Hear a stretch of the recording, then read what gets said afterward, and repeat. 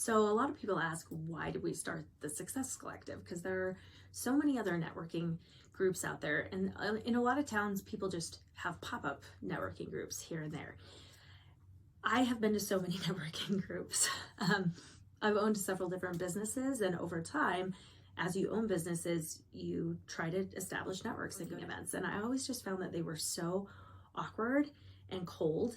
And I've had so many awkward instances where you walk in, you don't know anybody, and you're trying to figure out, like, who do I talk to? Do I break into that group? They look like nice people, but they're already talking. And it's just so uncomfortable. And I felt like at every networking group that I went to, I would get approached by the same person. And it was always the lender. And no offense to lenders, they're great. I work with lots of lenders, but they only wanted to approach me because I was a realtor.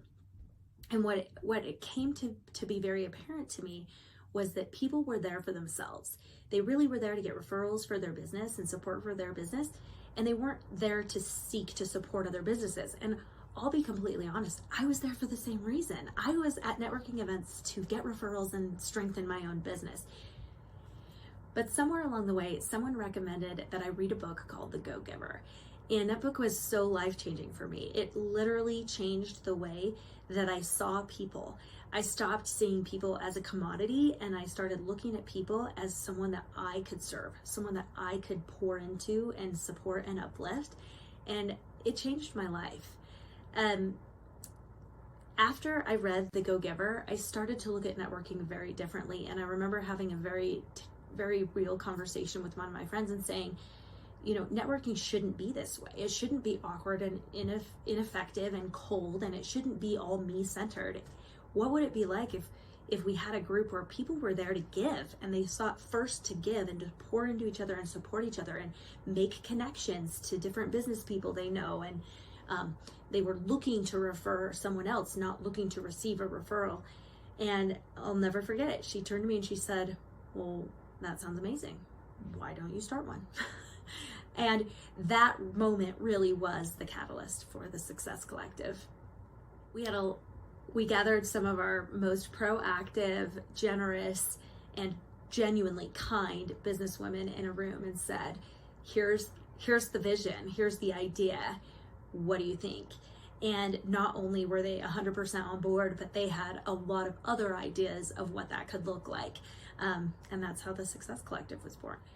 Really, the heart behind the Success Collective is just this principle so prevalent in the Go-Giver that when you give and when you seek to serve other people and pour everything you have into how can I help other people, every person I encounter, regardless of how they can help me, your life changes. Really, that's the whole spirit and idea behind the Success Collective.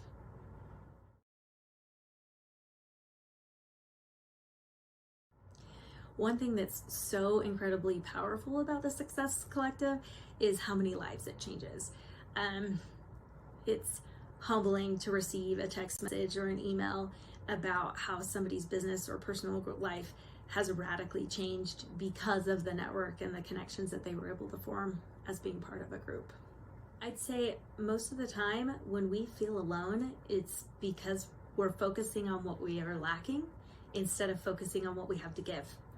And I found this to be true in my own life, in my own marriage, in my own relationships. When I focus on the things that are disappointing or feel like they're not quite right, I start to kind of like spiral into a negative place. I get into the, as Meredith Grey calls it, the dark and twisty place. But when I focus on giving to other people in any way that I can or supporting other people, it's amazing to me how you're just lifted out of that place and it transforms your entire state of mind. Because giving is powerful. And giving can look monetary, but giving can also look like grace. Giving can look like effort. Giving can look like a lot of different things. A lot of entrepreneurs and businesswomen feel very alone. And it's understandable because when you chart your own course in the world, you are doing it alone because you want to be a trendsetter and you want to be a trailblazer. But at the same time, you don't want to feel alone. And that's what's so powerful about the Success Collective is you can chart your own course and you can create something that wasn't there before and do it independently, but also be lifted up by other women and link arms with other women and come alongside them and help them grow what they're passionate about and what they're trying to grow. And in doing so, you're not alone. You have this amazing network of proactive women who are just badass.